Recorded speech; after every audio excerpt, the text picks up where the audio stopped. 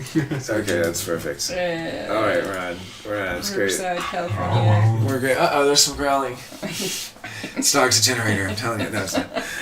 Okay, so hello everybody. Thank you for joining. I'm gonna send a couple of messages to folks to let them know that we are on. We're just gonna be getting ready.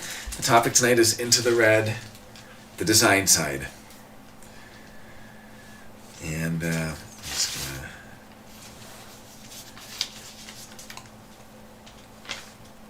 all right.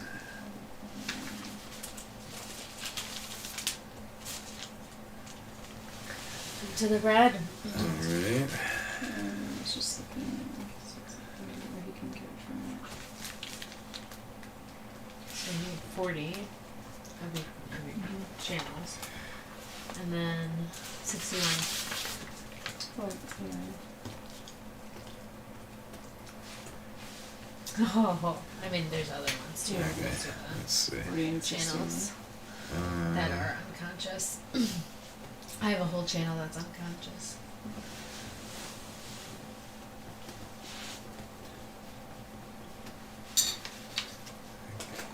We had 7 centers defined today by transit at one point. Oh, because we of the did? moon. Yeah.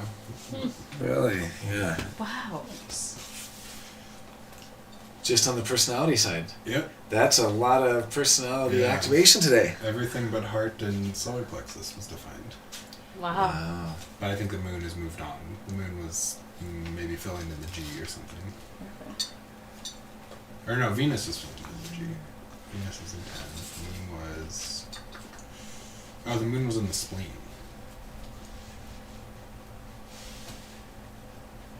So you were fully defined today. Oh, Got a taste of that. How'd that feel? interesting. Okay. Felt a little more carefree than usual. Let's see. Who else should we... I just want a message. Well, anyway. Johnny? Oh, yeah, that's right. He's a 2-5. It's very hard to get them to do things. They have to psych themselves into it. Tell them, you should tune in. I always start the you should for a second.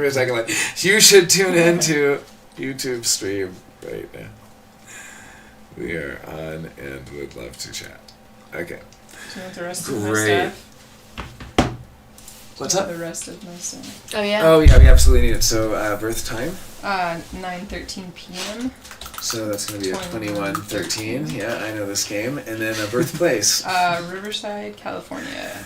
And that's also the USA Yep. hyphen California. I know this game as well. No, this app is so ancient. It like makes you enter. What it actually ends up in is with this Riverside, Riverside, Yeah. California. That's the Yeah, because there's also some of them show a Riverside Junction, and that's like a totally different spot. yeah. Although probably in the same time zone. So. Yeah. Well, I'm excited today for the topic of. And this is Jinx. Yeah. Yeah. We know his birthday, but we do not know his birth time. So. Oh, well, it'd be fun to do a little, Wait, what is that? Wait, if you know his birthday, Wait, what let's is do this? it. This is Amber's chart. No? So- Is that it? Oh, no, that's right. not. That's not I don't it. It have must it have been backwards. It was 11/8. It must be 8/11. Wait, not even 11/8. Oh, that's today's date. You know what? It does this sometimes, where it'll lose the date. Yeah. March 13th. That's Oh, yeah. happened to me before. And 3:13. it was confusing. Okay. I was I like, was looking at oh, Yeah, that's where's definitely the not. phone? Yeah, that's happened before. Perfect. That looks better. Bobo, hello. First time catching a live. Yeah.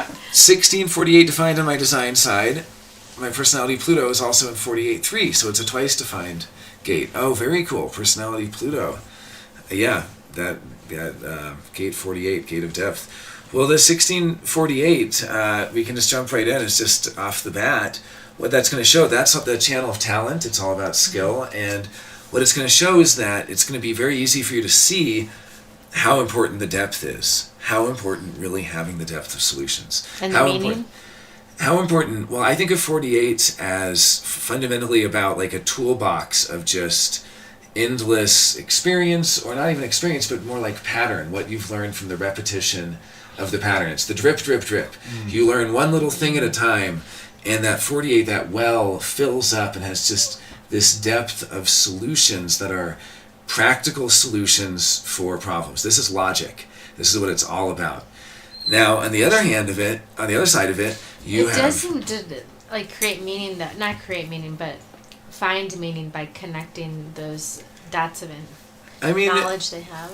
Yeah, oftentimes... it trims the fat by getting rid of stuff that isn't essential to Yeah, and oftentimes things that... that's what the 16 It also depends what you mean by meaning, but oftentimes when somebody says their life feels meaningless, what they're talking about is like an individual thing, like the Gate 28. That's where we have a lot of lines about meaning. I guess I mean more so meaning like behind ideas or projects or creativity, like the meaning behind the painting or the that's... I see what you're saying, because that's how I think of that channel, is like finding the integral thing. What makes this count as this kind of painting? What makes this count as this kind of product or whatever? It's the ultimate outcome of the 1858. So the 1858 ultimately says this should be made much better, and then the 48 goes, I know how to improve it. The best way to improve a photo is you take it and you just turn up the brightness and turn down this, and it learns. If it's left variable, it's going to be very pattern based. If it's right variable, it's a little weird because it's such an ancient historic thing in the past. But again, the variable placements don't really matter because that has more to do with how you operate in flow state or not, and how you operate through kind of trying or not, and it's like a very different kind of thing when you get into variable.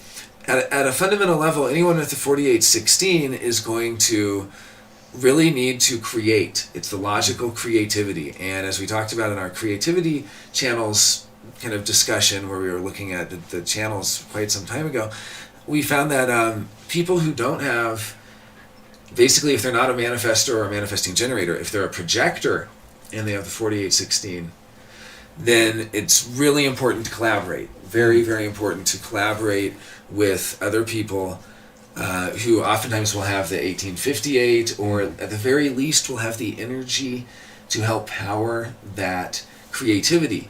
Because otherwise, it's like you have all of the knowledge of what to do and all of the creative spirit and all of the ability, but without the other person there, you're kind of stuck. So what Rod nicknames it is no solo projects. If you're a 4816 projector, this is no solo projects. Now, because we're talking about the design side, the 16, for anyone who has 16 on the design side, they're not going to realize it's going to be this blind spot. Not that it really causes a problem. There's no real problem here, but there's going to be a blind spot around not realizing how good they are at the design side of it and how much they're doing the design side of it too. And they're going to think that talent is all about depth. They're going to think talent is 100% about the 48. The personality takes credit for everything, really. It just says, this is what it's all about. This is what it's all about. So the kind of thing is, I have the talent, sure, but it's because I have so much depth. It's because I'm spending so much time collecting so many solutions. And I'm collecting so many patterns, and this is the logical process of improving the patterns, throwing away the ones that don't work, making predictions. It's like the stock market. If you're a 4816, you can be learning very creative things in the stock market. This is creative logic. You can be the first one to create your own stock market system because you've collected so many solutions over the time. But you have to be able to execute on them too. And that's the 16. The 16 is the voice of I experiment or not. And people always think that's a funny one, because how often do you say I experiment? How often do you really say, I'm going to experiment on this? Nobody really uses the word, but you do say, there's a lot of other things that we say. Look in a little thesaurus, and we say the experiment is test, investigate, trial, inquire, demonstrate, examine, observe, assess, evaluate, appraise, inspect, analyze, scrutinize, and study. So those are the other things that this voice does. It says, I study. All of those are so important. And with the 4816, with the 48 being conscious, it's just going to seem to this person that the 48 is what it's all about. So if you ask them, what is it so important to be talent, they'll just say, well, depth is what's important. You really have to have the solutions. It only happens after a really long amount of time. You have to build them up over a really long period of time. It's all very, very creative, though, when it's kind of working together. And there are 16s and 48s who have that hanging, and then they want so much for the other one, to have the other one. Ra had the 48 but not the 16, you know. So it's interesting when you and you have the 48 not 16. Yeah. And so there's always this feeling. He talked about the inadequacy. I think it's fear of inadequacy, fear of not being good enough. And part of it is if only I could get it out, if I had a way of getting it out. The people that have the 48 have all the depth but no way to get it out. It's kind of like people who have 52 have all the stillness, but if they don't have a 9, there's no focus in that stillness. They're getting cabin fever because they're sitting around squirming because there's nothing to focus on. Well, the same, that 48 is sitting there with like, I have all of it deep inside of me, but how do I get it out? Yeah. How? You collaborate with the 16. Yeah. Find a hanging 16. That hanging 16 will be like, I've had one in the I know how to express it, I know how to get it out there in the world, but their complex is, I'm superficial, I don't have the depth, but I'm good at expressing the depth. Right. I'm good at giving points to and putting it out there to the world. So, I mean, it's a projected channel. It tells you something. Just already looking at the human design chart, the difference between the spleen versus the solar plexus, and the fact that it's projected, and the fact that the spleen and the projectors are starved for energy. And that's what recognition is about. The whole thing about waiting for recognition is making sure you have enough people in your life to give you the energy to get the things done you need to get done, so you're not stuck trying to get it done yourself with the non-existent energy, and then wondering why it didn't get done years later and so on. Yeah. So, okay, well, I'm going to start talking about it, and then we're going to look at a couple charts. I just want to make sure, I have the chat here open. So, we have Jenny V with us, we have Amber with us, and we have M. Steenbeck, Mikey Steenbeck-Litvin with us as well, and we may be joined a little bit later, we'll see, but in any case, I'm just going to make sure that we have our charts pulled up. I'm going to pull up my own chart here now. And I'll just be talking about them. We don't really need the visuals of the charts. Yeah, pull them. Unless people want to share it. Do you think that's a good idea? I mean, yeah? Okay. Okay. If it's by popular demand, I know I do know how to share screens in OBS now. I've learned how to do that, but this is fine. Really, we're just talking about the design side anyway, so we can talk about certain placements. So here's kind of my starting discussion of this, is that the mind wants to be everything, the personality wants to be everything. We use the term mind and personality somewhat interchangeably in human design. So Ra always talks about the mind running the life, and he always talks about, you know, the kind of personality thinking it's in charge of everything, and we use them pretty interchangeably. But if there is a distinction, the mind is simply what is accumulated. It is the ornamentation on the personality even, or on the, you know, it is in some sense everything that's built up, everything, if you get into psychoanalysis, you know, stuff, it's like everything that's been introjected, everything you've kind of accumulated about yourself. Right? So it's going to be, the mind is really, if you get like base 2 is what the mind is all about. I'm a mind person at my core. I'm a base 2 person. Every life I come back and I ornament and I decorate and I just do all of the base 2 things. And I'm the one who says, oh, this place looks like a nice place to live. Let's build here. You know, that's the kind of mind thing to do. It builds and makes and all this stuff. And the personality is another aspect of this whole thing. You get into this when you get into base theory. That's base 5, of course. And it has more of it's the ultimate illusion of presence, and the ultimate illusion of harmony, and the ultimate illusion of, it basically doesn't want anything unharmonious in its sight. So this is kind of what Jung talks about, or Freud talks about, with their discovery of fundamental repression, what Lacan would call staying at the imaginary level, which is the level that the space of base 5 kind of stays at, of the personality. People are living at an imaginary level. Now this has practical purposes. If you watch the fascinating and incredible Slovenian philosopher Slavoj Žižek, who's a great, Lacanian and great explainer of psychoanalysis, he explains that we have to operate at the imaginary. This is in his Reality of the Virtual, where he argues, it's great that we're operating in the imaginary, that's fine. We can't admit into our consciousness. We don't want to look at somebody and think of them sweating and defecating and all the different things they do. You look at them and you see the image or a kind of imaginary version of them that is put forth. In fact, it's the second lines and the fifth lines out here that are the ones that are really getting everybody to project their images out, really, if you kind of think about it. And an image, I mean in the James Dean sense, in the sense of what, it's the second line. You sometimes hard to tell if someone's a second line or a fifth line. The only way you can usually tell is the second lines you end up saying, you should do this, right? Whereas the fifth line, you end up kind of being curious what they're calling out to, or hearing their call. It's a little bit of a backwards. But they're both projection fields, and they're both what we put out there in the world. Now, my only reason of saying all this is that when you get into human design, one of the hardest things to kind of accept is to look at the chart and realize that you are very, very little of that chart. The you that you really know is just kind of the personality sun. Like when I talk about variable, I basically start by saying, if your variable is left variable and you have any other right variable placements, you primarily experience those as what your mind judges as dysfunctions. Because your mind is so biased already, it's just going to say that the left variable is the right rate of B. Like what I'm trying to say is, like, we are so identified with the mind as our personality.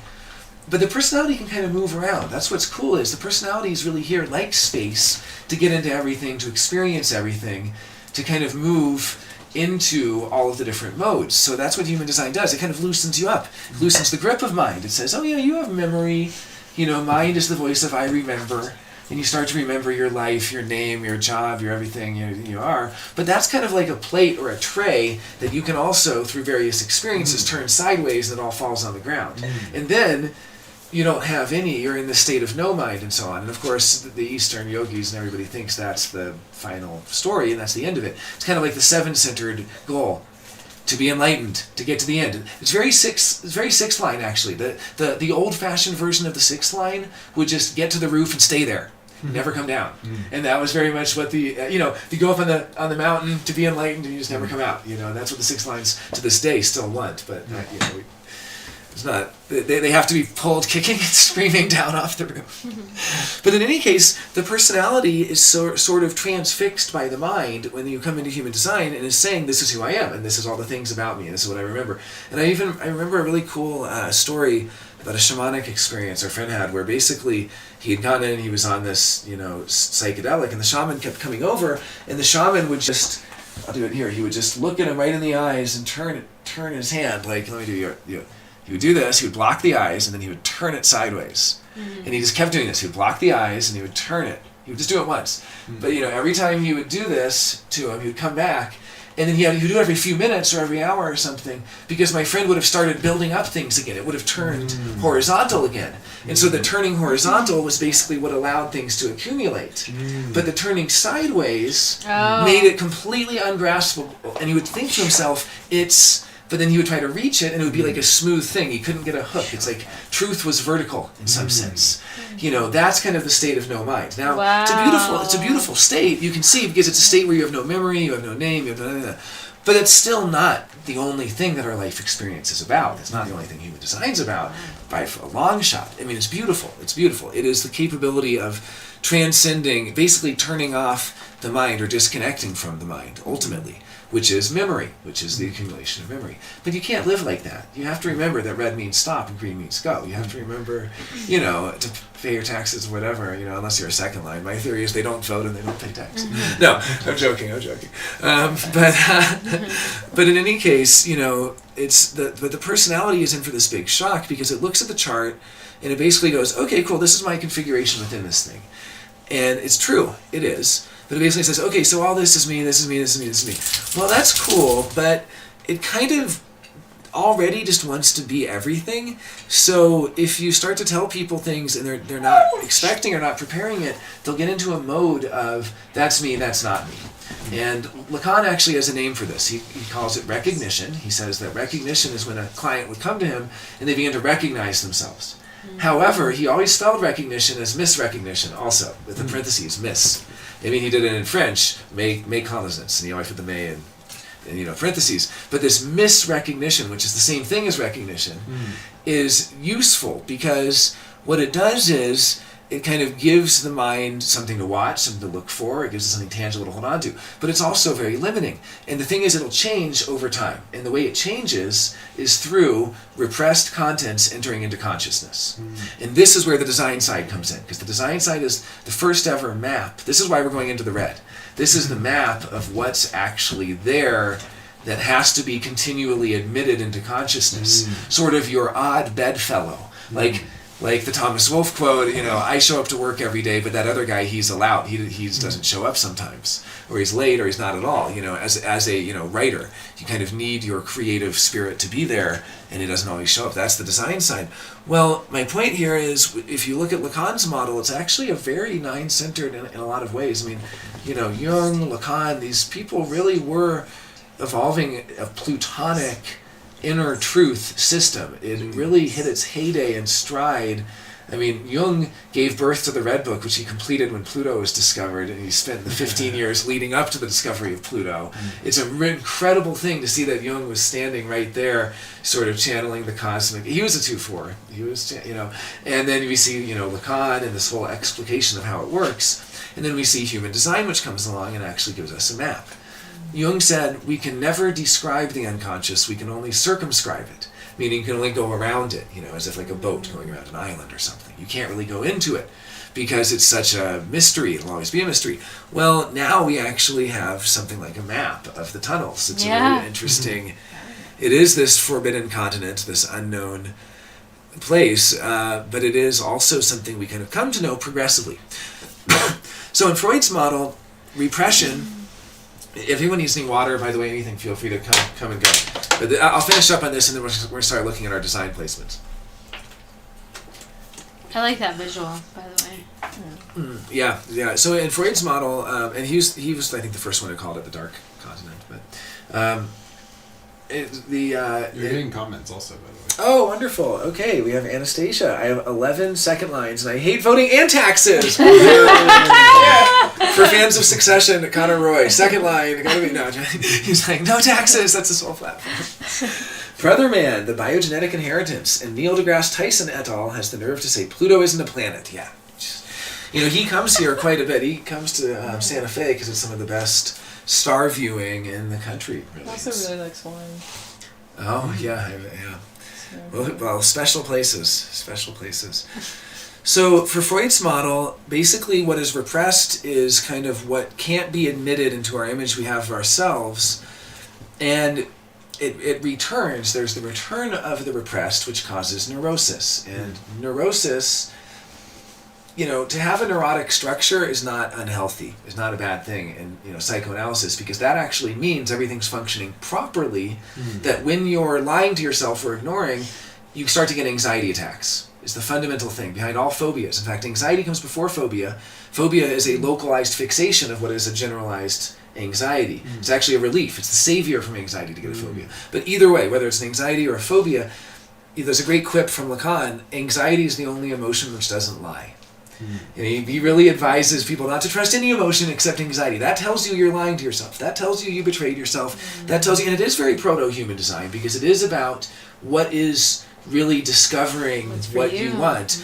And people criticize it because they say, well, how can people be in Lacan be going to him for 20 years or going to different, like Lacanians? And the great student of Jacques Lacan, Jacques Sibony, who knew him personally, said, do you criticize your tennis instructor and ask them how long you might play tennis for? And this gets back even to our kind of 4816. There's a 4816 element to, learning the techniques and the patterns. There's also many other elements to the experience of being in, psychoanalysis and the individual reflections and so on. There's many other components to it.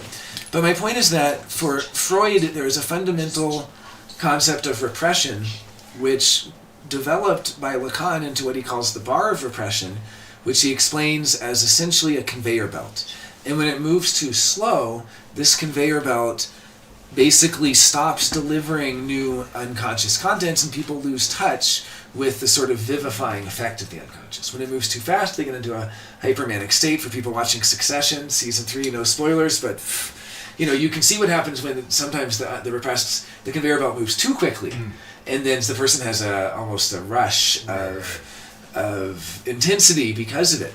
And this is always the danger of kind of regulating the flow of the revolving door or conveyor belt, two images that Lacan uses to describe this bar of repression, beyond which we have no insight into.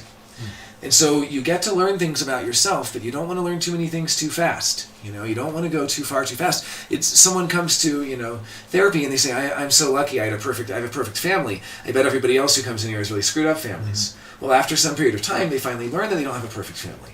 But what, Lacan said here is really profound. This is why he liked the variable length session, where he would punctuate the session and end it right when they would have a realization before they could explain the new thing. Because he said that basically what people are always doing is trying to stabilize back to the imaginary, where they take the new signifiers and use them as new swords and shields. So instead of saying I have a perfect family and they're fighting against having a dysfunctional, suddenly they're like, well, my family's dysfunctional. You have no idea what it's like to come from a dysfunctional family. And they begin to use that as its new weapon. In fact, one of the more controversial examples he uses is when women give birth to children, they will often use the child as the example of something nobody else could ever possibly understand, what it is to raise a child, which is then wielded as the sort of way of maintaining a sort of power over their entire psychological space. And of course, men do it too in their own ways with their own kind of, for like Lacan, for the male, guys, buys a big truck, and that's a kind of, phallic symbol, or his power objects, or things like that.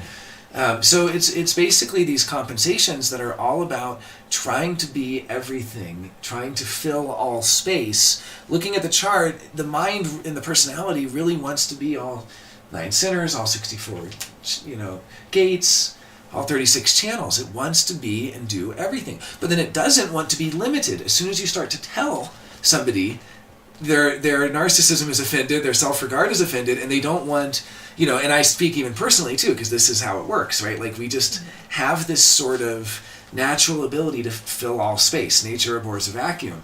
And I think what's beautiful about it is it all starts to come back after the deconditioning, and I'll maybe talk about that after we get to more of the design side, where you actually do get to surf all of the waves of, you do get to experience all 64 gates. You're just no longer trying to be the representative of that gate.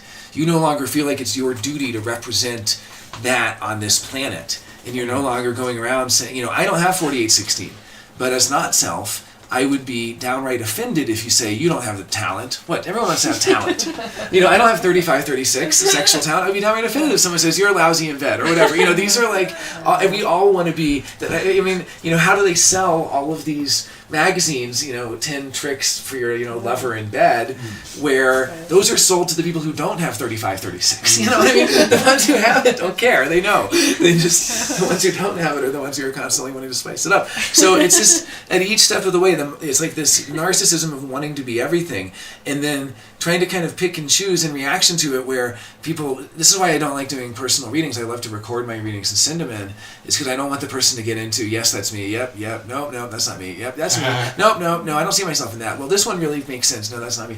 I don't give a sorry, I'm just telling you the mechanics here, you can believe it or not.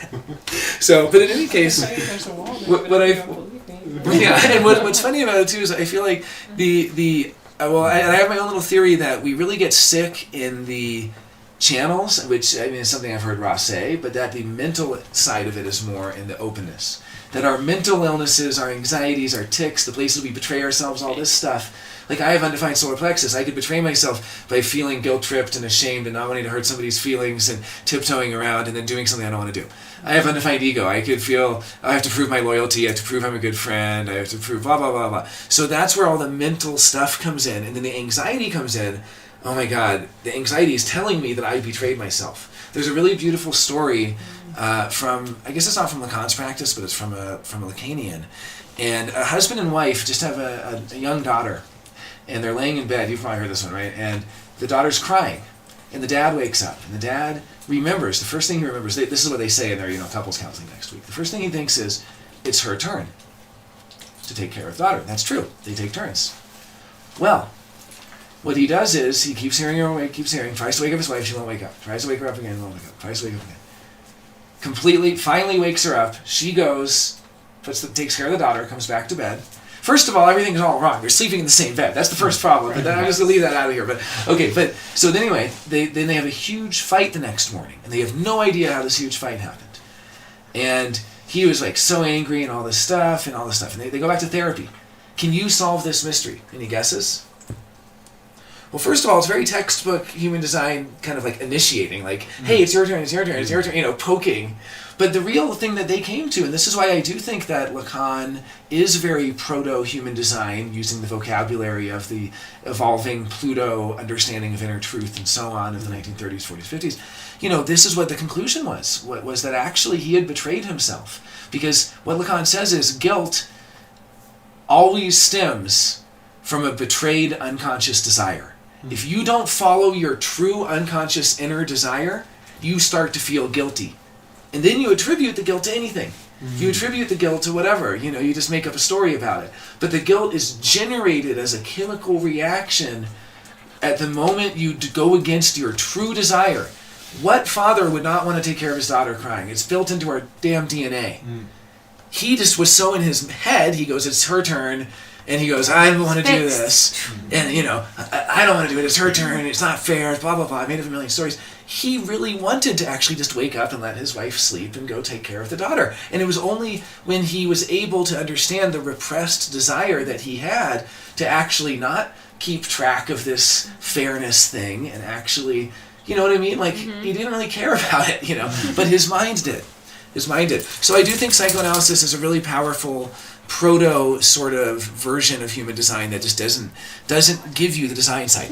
Now, for the second part of this, I'm going to open it up. We're going to have more just talking, and basically what we're going to do is we're just going to look at first the channels, and here's kind of the context for it. I started to say that the physical illness happens in the channels, the mental illness happens in the openness, by which I mean that's where we get the anxiety, that's where we get the guilt, that's where we get the panic attacks. That's where we get all of that stuff is in the openness. That's what leads us to betray ourselves and to have all of these problems that are from that. That's what pulls us away from ourselves.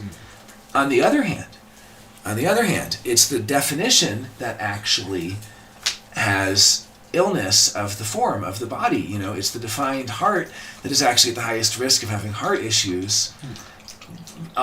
Based around, and not to say that the undefined ego won't. They absolutely aren't designed to take the stress that they put themselves on.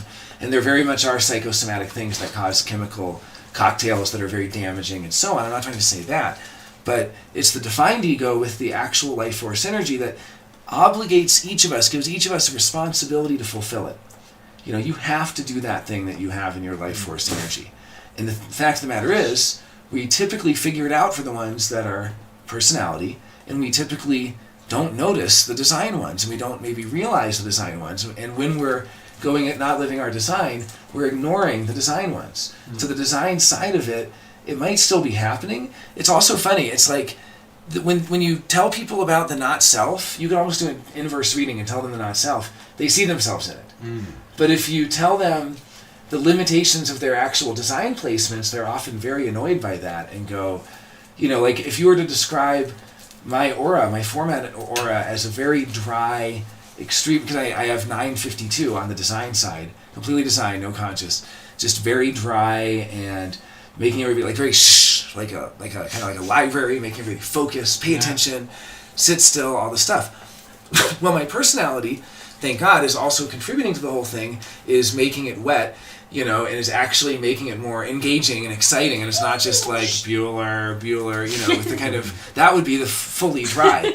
I've met people who have fully, we were talking earlier about those 4816 projectors, if they're single definition and they're 4816 only, they only have the, if they only have that, then it's really, it's very, but it's all about being dry. Now again, it doesn't mean that they can't experience the wet and have that, through transits and those juicy 35, 36s and everything, but Freud was mentally grounded in the gate of self-expression and came up with the concept of free association.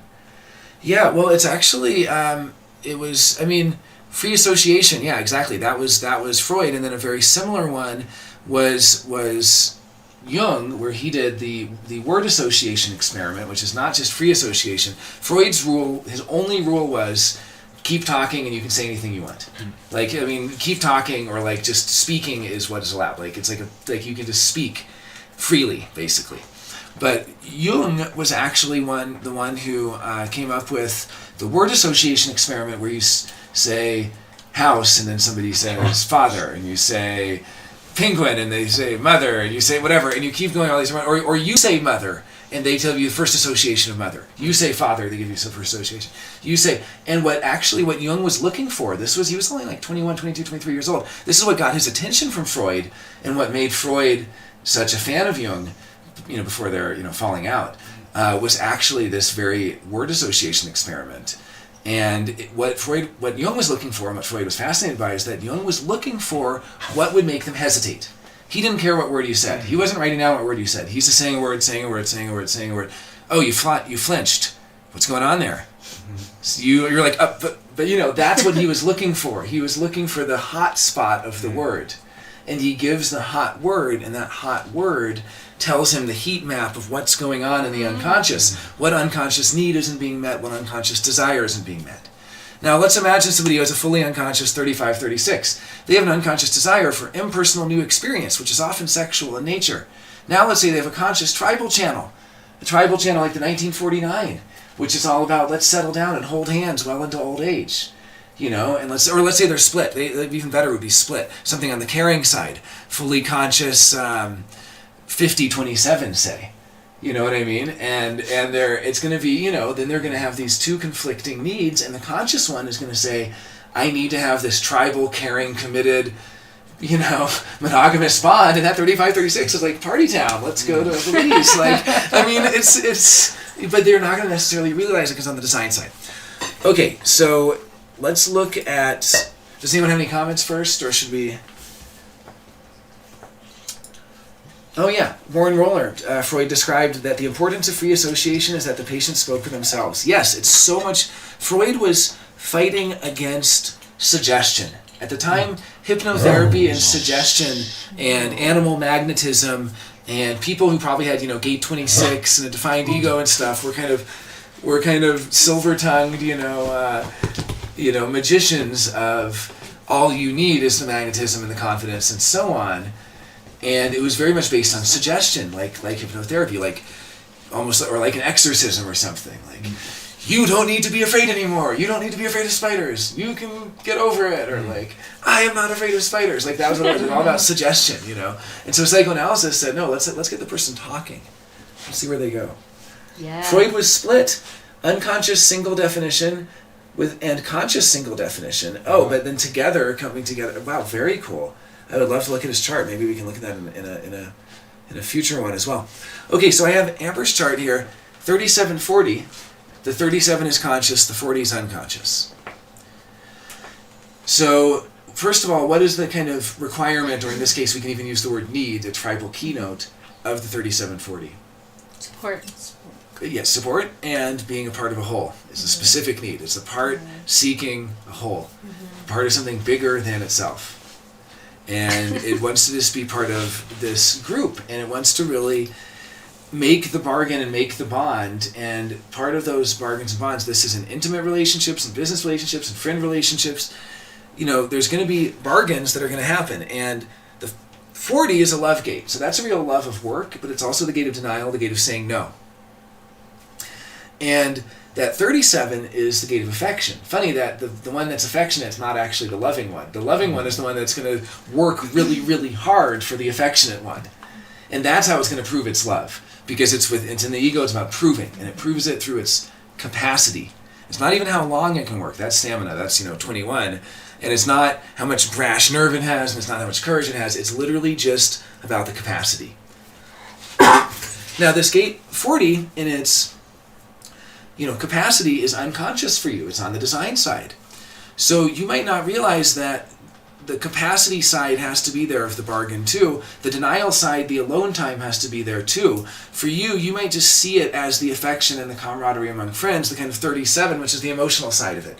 That's the one that says, hey, we're friends because we have affection for each other, we have family together, we have community together. It has this very juicy kind of, we cook for each other, and we do all of these kind of, it's almost like what you would give in exchange for the love. In exchange for the love of the 40. Mm-hmm. And so it's interesting. So that being conscious is kind of saying, because the bargain, basically, the fairness, the two sides of the bargain say, I will work for you, but I need alone time. This is why we got the 9 to 5 day, which, by the way, is completely broken down because we're at the end of the cross of planning. That's a cross of planning thing. 9 to 5 day evolved during the cross of planning and has now gone away. People work crazy hours now. Nobody works 9 to 5. I mean, we still have the semblance of it. I guess some people are still in that kind of, but it's completely It's still a breaking down. conditioning Well, factor. since COVID, I mean, like everybody working from home, catching up on things, doing this. I mean, it's very flexible. I mean, I guess we all technically work 9 to 5. We all have office hours 9 to 5, but it's so remote anyway that I've done Well, that's 2 a.m. probably breaking down. Though. Right, I've done 2 a.m. talks with people in Russia, and and I mean, it's all over the place. 2 a.m. my time, 9 a.m. So it's just really. And 4 days aloneness.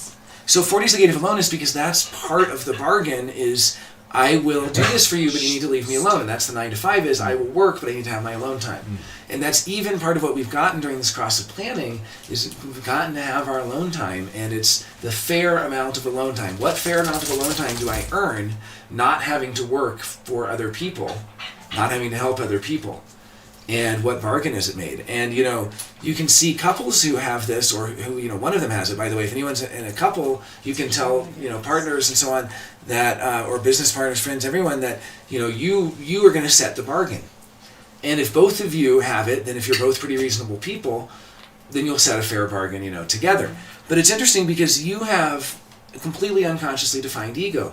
So you can be fully aware of your emotional state of how you feel about it, but unaware of how reasonable or unreasonable you're being. And actually one of the great gifts of the undefined ego, when they decondition, is to help the defined ego to be, to really help them be reasonable and see what's reasonable and what isn't.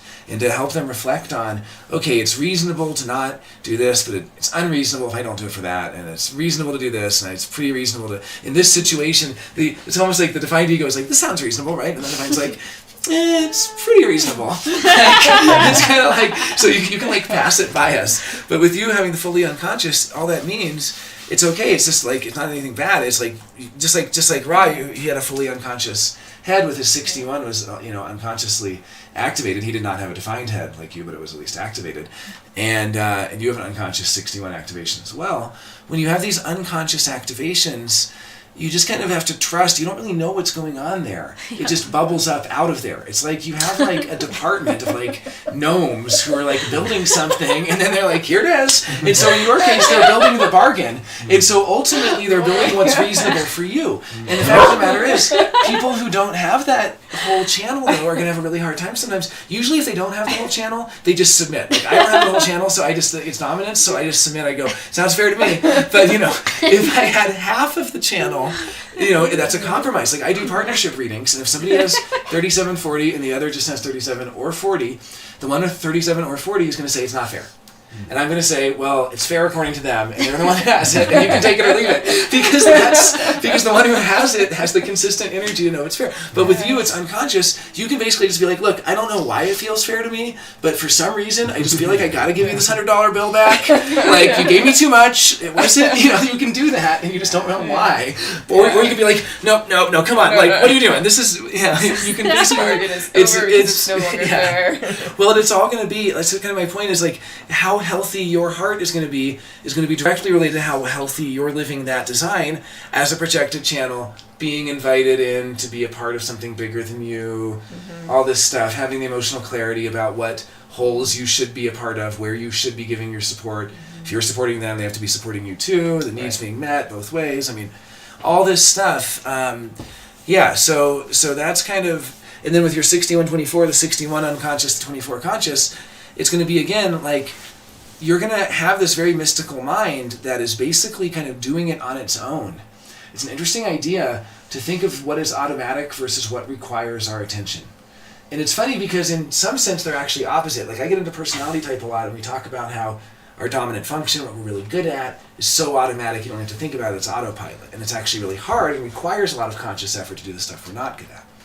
But from another perspective, you could just think that the stuff that's in the personality actually requires some involvement or some engagement. Like I have a 29-46 fully personality.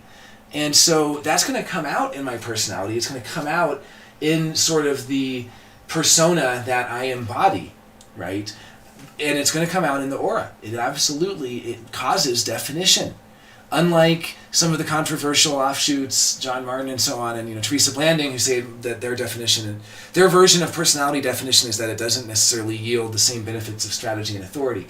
I think it does. I just think it requires a lot of personality engagement. It requires personality engagement, and it's sort of in plain sight. Like, I can see exactly when I commit my energy to something. And that 29, something comes to me, and they want me to do it, and I just go, I just don't want to do it. I can see immediately when it's that experiential thing. But I don't necessarily notice when I'm sitting there drinking my coffee, and then suddenly 3 hours have passed because my unconscious 952, is so focused and so absorbed and kind of doing its thing. It's like on autopilot. I can just let it be on autopilot. I can kind of turn my mind off and let it work.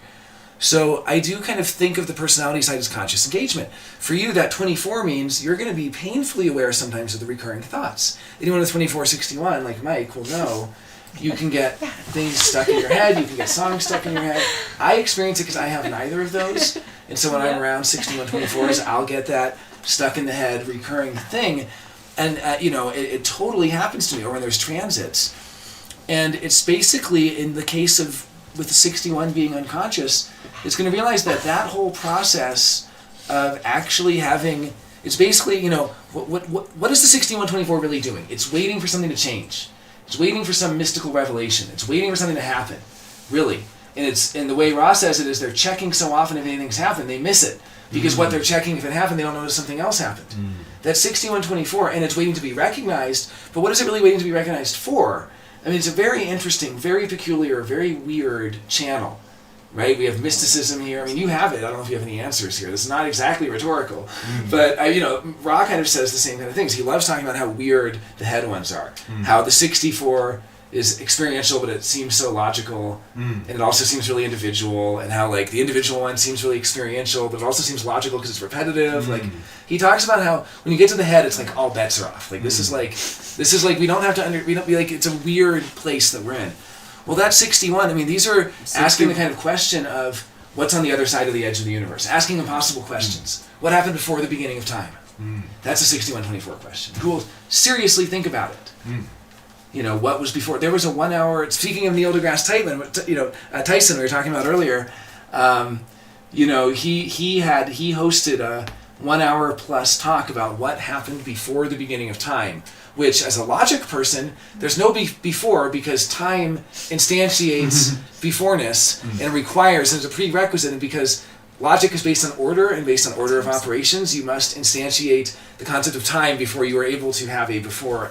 And so I like to quote Hegel and say the fall from Eden created Eden. There was no Eden before the fall. The fall from grace constitutes what was fallen from as an imaginary fictive before that never really existed. We were talking about that the other day with people looking back at the golden years. Yeah, golden years of my life. It was never golden. It was always rough, but you just kind of idealize it. Like we were talking about even earlier today about how the personality wants to idealize and kind of glamorize, and that's a big nice thing about human design is it really gets you back into the right alignment of what's correct for you and puts the mind kind of in its right place of watching and seeing what's happening. And so what does it look like for the mind to watch the unconscious thing? It looks like this thing appeared out of the blue. It looks like, I don't know why, but with that 61 unconscious, it's almost like not knowing what you're going to say. You have undefined throat, so that's part of it, but you also have fully unconscious throat, so even when it is activated, not knowing what you're going to say. I think it's only really defined in personality activation, and or where they can actually have some sort of consistency there, because there is a consistency. But it's really interesting when it's completely, unconscious as well. There's fully unconscious channels. Not in your chart, but like in mine, those fully unconscious channels. Me too. So which one is it for you? 2644. So the 2644, that's going to basically be fully unconscious. Oh no, it's not though. It's not fully though. It's fully unconscious and plus half conscious. Okay. So which kind of sheds some light on it. So the 26 is conscious. You're going to understand how important selling yourself is for entrepreneurship. You might underestimate how important it is to have the HR department, to be a 44, and to know about what people in your life, also being a 2-4, that's not kind of naturally what. The fourth line is unconscious. So it's about, basically your network and drawing from that network, and those can kind of work together. The other thing I would just say is just looking at the profile, since we are talking about personality and design, just as a side note. Obviously, the first number in your profile is your personality. You have 6th line, a 2nd line, a 2nd line, and a 5th line. The second number is your design. We have a 2nd line, a 4th line, a 4th line, and a 1st line. Very different to look at the two. And it's, I used to, years ago, describe it as the dominant, basically that the personality line of your profile is kind of what your imagined life purpose is, because that's really as far as the personality can see, is the personality Sun Earth, really the line it's on. It tries to be an embodiment of that particular Godhead. It tries to be an embodiment of that particular energy. The personality is like, its version of its life purpose is so limited. Ra was a 51.5, his personality Sun 51.5. That was what his view of his life purpose was, and then maybe Neptune is the sort of not self life purpose we tack on. But you can see, like, all your design placements, all that stuff, we don't really realize that also, like you said, can bring, like earlier you were saying, it can bring meaning into life. Like, all of these can bring meaning, all of these can bring purpose. Ultimately, they're all prerequisites that we have to fulfill, or they will generate the wrong neurochemistry. They're going to generate bitterness, or they're going to generate frustration. And if they're unconscious, it just means you can be totally effing oblivious to the fact that you're deeply frustrated. There's a great quote from Jung. He said he was continually surprised by people who came to him that they would have a veritable war going on between their unconscious and their ego, but they would have no consciousness of that war. Because the ego is not something we're fully conscious of even. We're not even fully aware. It's like, it's basically our center of agency that says, this is me and this is who I am. But that sort of idea we have of ourselves, because we're not allowing ourselves to see certain things, because they would be too unpalatable to us, they would be too distasteful, they would be too horrifying. A great Freud quote, he said, we are capable of far greater and far worse things than we imagine ourselves. Right? We don't think that we can do these things. And so, that's what it really gets down to, is if you have design placements, like you're fully unconscious 4426, you also have the addition of the conscious 26. That gives you some awareness of that need to basically have that nerve to go out there and sell yourself and be the creative, to do the creative work that then makes a residual income and so on. But someone who has the conscious 4426 will very much realize how engaged they are and how important it is for them to have their financial needs met. When it's unconscious, you get to realize that. You get to realize whether it's like there's Ginny and there's Ginny 2, or that's what, for Jung, he said that he called it personality number 2. That's what he called it, personality number 2. And personality number 2, this is from a very young age, he would go and he actually embodied in a little man that was, a carved wooden figure that he kept in a box, and he would go look at and talk to. A really interesting kid, This is young Jung. And in any case, he had the personality number 2. We all have personality number 2. My personality number 1 is 2946. It's wet. It's personality sun in 46. It's saying, it's my desire, motivation. It's saying, all of these things are colored by it. You can do it. Let's all not compete, or let's not, I always say not compete, but it's not threaten violence to each other and kind of get along in my own version of the Jesus myth, because 46 associates with that. That's my personality. But I also have personality number 2. I have this design side, which it's very, very important to not be rushed. It's very, very important to have all this time to sit still under the tree while people are saying, you're lazy, you're not working, you're not doing anything. But it's tremendously difficult to not work when other people are working. It's tremendously difficult to sit still and try to accumulate and predict and notice and predict, no, that didn't work out, and scratch the prediction off. And you're doing a lot of stuff while you're concentrating. You're, figuring it, and you're putting all the things together, and you're putting them into categories, and you're grouping them, and you're, all this is happening. And that's a requirement that my personality number 2 has. My personality number 1 might be kicking and screaming about that. For Jenny, your personality number 2 is the 4426. Personality number 1 is the 1858 and the 4253. So with that, it's like knowing you want to share, knowing the collective side of it, knowing, wanting to be a part of these collective things. But maybe because of the less conscious tribal side, just underplaying or not realizing that there's a personality number 2 that really has to have its needs met, and the fundamental need. 44 is a love gate. It's the love of money. It's the love of success. It's the love of doing well, and that's very important. I have a hanging 26. Mike is hanging 44. We both know this as well. All right, well, let's see. I think we can kind of wrap up with some questions, and I think this was a really productive one. Yeah, thank you all for tuning in. Let's see questions and comments. Alrighty, let's see what we got. Nets 3-5 splenic projector. Yes, you are, and you have that 48-16, and we've been, it's. Let's see, joyful projector. Thanks for tuning in, Leslie Winter. Hello from Seattle. Board roller, wow, was awesome. Hey, Leslie. Joyful projector, hanging 37.4, and I grew up saying, that's not fair! Yeah, that's definitely. Board roller, 2 joyful projector. A friend of mine has an unconscious hanging 37.4, always saying, that she's not really a friendly person. I'm not really nice. That's a funny one. 61 is pressure, too. That's a good point. Yeah, it's the pressure to return to something over and over and over again. Joyful projector. My hanging 37 is in an undefined solar plexus, so I did a lot of emotional work for my family. Was quite bitter about it because I didn't get a return on investment. Yeah, 4th line needs the ROI. Well, thank you all. Really excited, really great time. And Yeah. Jenny, Amber, Mike, thanks everybody. And until next time. Thanks for watching. And Jinx. All right. Go see Mike. You want to go see Mike? Go see